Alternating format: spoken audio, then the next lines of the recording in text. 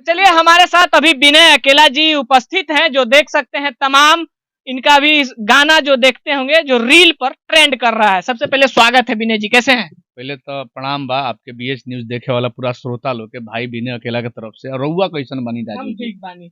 Reel पता गर्दा उड़ा रहल बनी, मार गाना एकदम जे कहल जा कि थोड़ा सा बैक चल गई रही भोजपुरी से, लेकिन फिर रिटर्न आइल बनी तो एक अलग अंदाज में आइल बनी, धमाका के साथ आइल बनी। हम ये कहिला कि सत्य प्रसान हो सकता है लेकिन परास्त नहीं हो सकता है। तो कहीं ना कहीं सच्चाई बा और मेहनत बा, माई बाप के आशीर्वाद बा, जनता जनार्दन के, भगवान लोग के कृपा बा। तो फिर से हमार गाना ट्रेंडिंग में बा, पूरा वर्ल्ड में ट्रेंडिंग 6 पे रहे।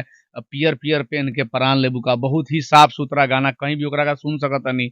और हर तरह के गीत हमार बा, हर तरह के गीत बा। हम चाह पहले हमारे दर्शक खाती 2 लाइन वही में से, पियर पियर फराक पीछे गाना रहे अरे कि पियर पियर पेन के परान लेबू का हो, अरे गजरा लगा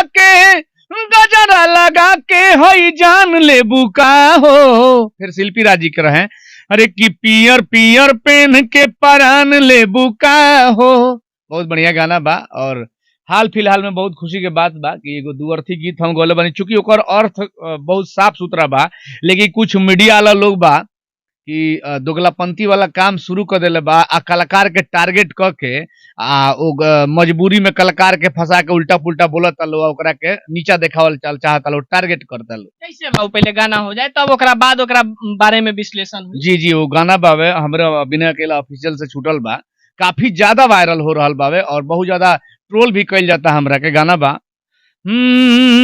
अरे कि कहीं बकलोल का पियावा के, अरे दही जुठी आवे नदियावा के, कि कहीं बकलोल का पियावा के, अरे दही जुठी आवे नदियावा के, कि दांते काटे लागता, कि देहिया कांपे लागता, अब भातार जब चाटे लागता।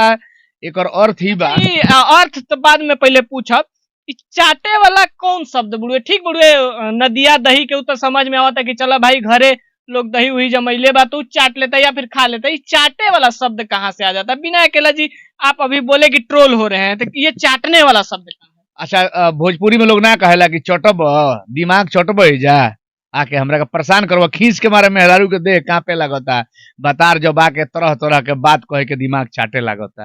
अच्छा तो यहाँ चाटे के मतलब कुछ और बुढ़े से ट्रोल होता। बाकी कितना जना परेशान करे ला लोल। तो हमार नाम विनय अकेला है, खाली पब्लिक से डराई ले, पब्लिक के इज्जत सम्मान करी ले, बाकी घंटा के उससे हमरा कोनो फर्क पड़े वाला नहीं है। हम ऐसा कलाकार हैं कि निर्गुण भी गौले बनी, जतसार भी गौले बनी, पूर्वी भी गौले बनी, कजरी भी गौले बनी। तो हर गाना के लोग प्यार देला, सपोर्ट करेला।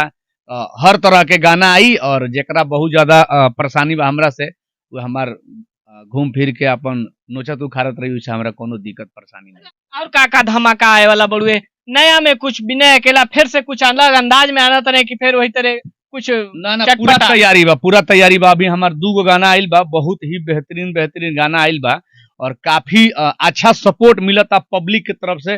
पब्लिक भगवान है, पब्लिक बहुत दिन के बाद बहुत मेहनत बहुत कष्ट करके हम एजा पहुंचल बनी और पब्लिक हमरा के सपोर्ट करता। आए दिन हमार जोन भी गाना आवता तौन गाना ट्रेंड करता, तौन गाना के बहुत ज्यादा प्यार मिलता, सपोर्ट मिलता। अब बाकी 2-4 गो कुकुर बड़ा सन ओकरी को हमेशा भोकत रहले सन, हाथी चलत रहले, तो इससे घंटा कोनो फर्क पड़े वाला बाना। एकदम हर तरह के गीत आई, भजन भी आई हमार, पूर्वी निर्गुण भी आई और ऑर्केस्ट्रा टाइप के भी सॉन्ग आई हमरा नया जनरेशन वाला भाई लोग खातिर। चलते का हम दर्शक खातिर चलते यह कहम कि पहले तरह लोग बीएच न्यूज के सपोर्ट करी लोगी और साथ में भाई विनय अकेला के सपोर्ट करी लोगी।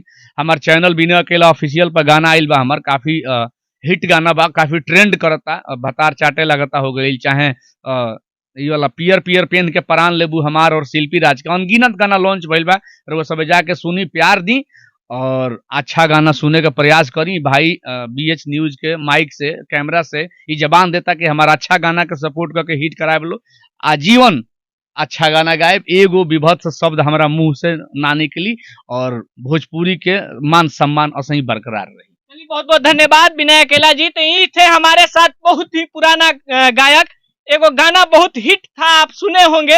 वो गाना तो छोड़िए, वो अब कब का समय था जब उस समय चल रहा था, वो चला था। बाकी इनके जो अभी नए नए गाने आ रहे हैं बहुत अच्छा गाना गा रहे हैं और भोजपुरी के शब्द को थोड़ा सा बचा के गा रहे हैं। बाकी इस वीडियो के बारे में आप लोगों का क्या ख्याल है, अपना प्रतिक्रिया कमेंट बॉक्स में जरूर दीजिएगा। फिर मिलते हैं किसी और खबर के साथ, तब तक के लिए जय हिंद।